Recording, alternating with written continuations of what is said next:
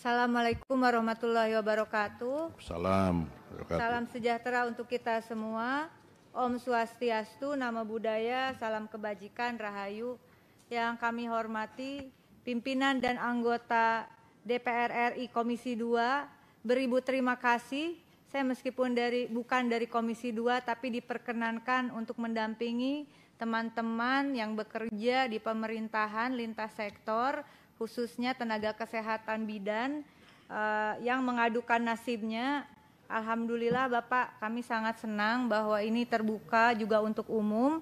Ada beberapa persoalan tadi menimbang amanat konstitusi, mengingat amanat konstitusi Undang-Undang Dasar Negara Republik Indonesia, termasuk juga di pembukaan tentu saja selain di batang tubuh bahwa tugas negara itu adalah melindungi seluruh rakyat dan seluruh tumpah darah, memajukan kesejahteraan umum, mencerdaskan kehidupan bangsa dan seterusnya. Lalu setiap rakyat itu berhak mendapatkan pekerjaan yang layak bagi kemanusiaan. Saya kira itu adalah sepakat dengan anggota Komisi 2 menjadi pegangan yuridis kita, dan tentu mengingatkan pula bahwa Indonesia negara hukum, sehingga seperti apa yang disampaikan oleh pimpinan dan anggota Komisi 2, penting kiranya bahwa persoalan ini diletakkan dalam perspektif norma hukum, khususnya yang menyangkut tentang aparatur sipil negara, yaitu Undang-Undang ASN. Dengan mengingat Undang-Undang ASN, khususnya tadi disampaikan oleh pimpinan pasal 66 bahwa harus ada penyelesaian paling lambat 24 Desember 2024. Jadi beberapa bulan lagi saja. Dan kebetulan kami juga pernah mendampingi, waktu itu belum ada Undang-Undang ASN yang sangat luar biasa hasil perjuangan kita semua, tentu saja khususnya Komisi 2. Kita pernah melakukan kebijakan afirmatif bagi para tenaga kesehatan untuk bukan P3K, bahkan menjadi PNS di atas usia 35 tahun. Itu bukan sesuatu yang tidak mungkin, asal pijakan kita adalah terutama konstitusi. Ada beberapa turunan dari undang-undang, saya kira kita sama-sama memahami Undang-Undang Pembentukan Peraturan Perundang-Undangan pasal 7. Ini juga mungkin kita bisa sharing dengan teman-teman yang hadir di sini, bahwa ada hierarki peraturan perundang-undangan. Pertama Undang-Undang Dasar, kemudian TAP MPR, kemudian Undang-Undang, lalu kemudian peraturan pemerintah pengganti Undang-Undang, lalu peraturan presiden, dan seterusnya. Di dalam penjelasan pasal 7 tersebut, hierarki peraturan perundang-undangan yang di bawahnya tidak boleh bertentangan dengan peraturan perundang-undangan yang di atasnya. Sehingga dengan demikian penting kiranya mohon dukungan, karena saya sangat yakin, saya sangat percaya dan saya sangat menghargai Bapak Ibu di Komisi 2 lebih jauh memahami dari kami yang tidak di Komisi 2 terkait peraturan perundang-undangan menyangkut aparatur sipil negara yang bekerja di pemerintahan di seluruh Indonesia. Tadi disampaikan ada beberapa peraturan menteri, ada beberapa surat edaran.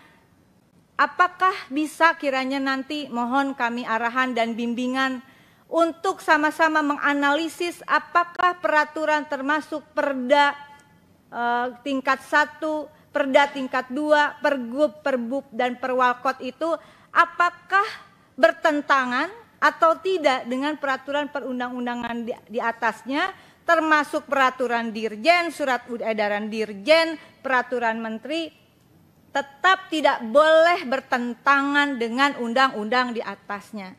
Saya ingin mengambil contoh, izin pimpinan dan mohon dukungannya. Untuk khususnya tenaga kesehatan bidan D4 pendidik ijazahnya. Pada tahun 2022 keluar surat edaran Dirjen untuk teknis rekrutmen mereka menjadi aparatur sipil negara dengan status P3K. Dibolehkan D4 pendidik ijazahnya karena mereka pada hakikatnya seperti yang disampaikan oleh sahabat di Komisi 2, yang penting dilihat mereka bekerja di mana, bukan ijazahnya. Tapi 2023 muncul surat edaran bahwa mereka tidak boleh, tidak bisa mengikuti seleksi. Tetapi ketika mereka mengajukan prasyarat administrasi melalui website resmi BKN dengan mengupload ijazah D4 pendidik, itu tidak ada masalah. Kemudian karena ada surat edaran di 2023, mereka meskipun telah lulus jumlahnya kurang lebih, mestinya ini juga BKN yang punya data, bukan kami yang mencari, bukan bidan yang mengumpulkan. Ada sekitar 690 orang sudah lulus. Ini teman-teman yang profesi lain, ini udah lulus ujian aja nggak dikeluarin SK-nya.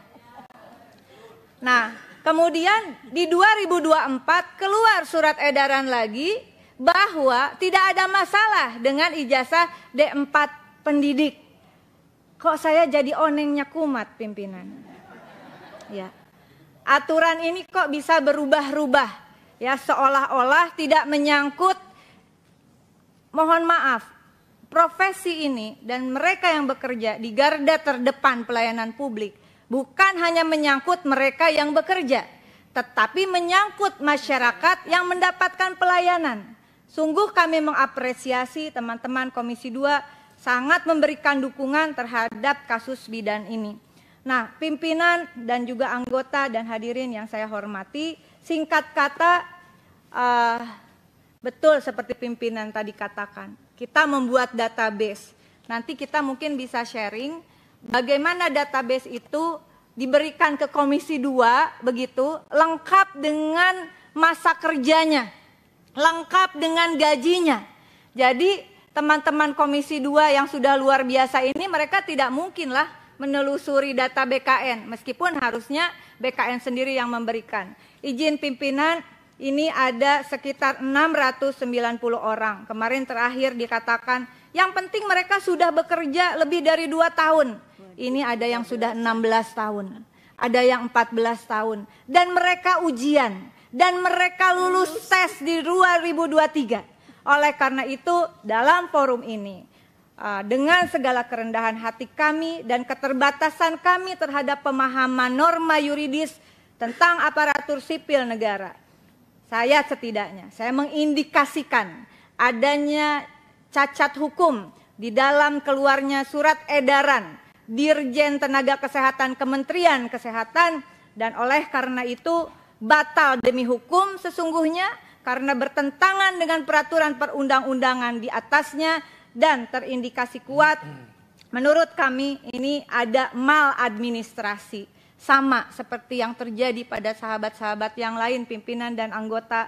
Apa yang mereka alami sesungguhnya terindikasi kuat cacat administrasi. Jangan karena